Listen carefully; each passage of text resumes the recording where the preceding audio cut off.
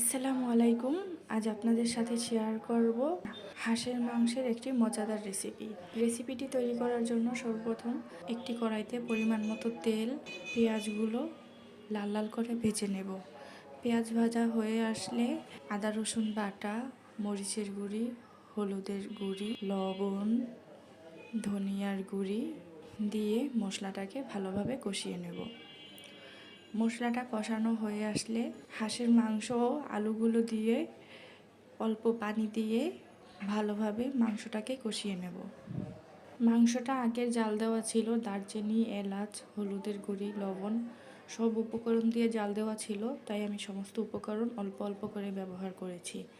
আপনারা আমি যতটুকু মশলা দিয়েছি তার চাইতে দ্বিগুণ করে মশলা দিন।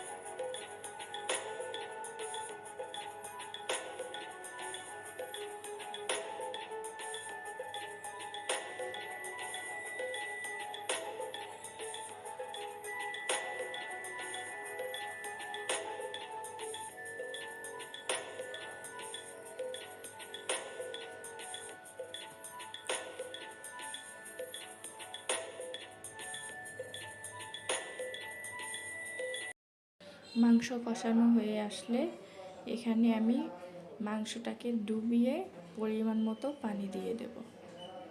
এই শীতে আশা করি সবাই হাঁসের মাংস খেতে খুবই পছন্দ করেন।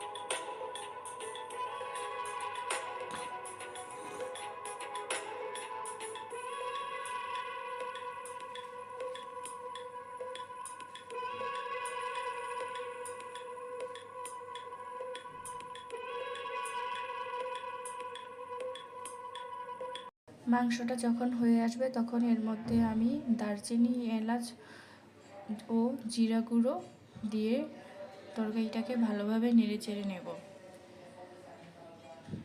এই পর্যায়ে একটি বাটিতে তরকারিগুলো পরিবেশন করে নিব।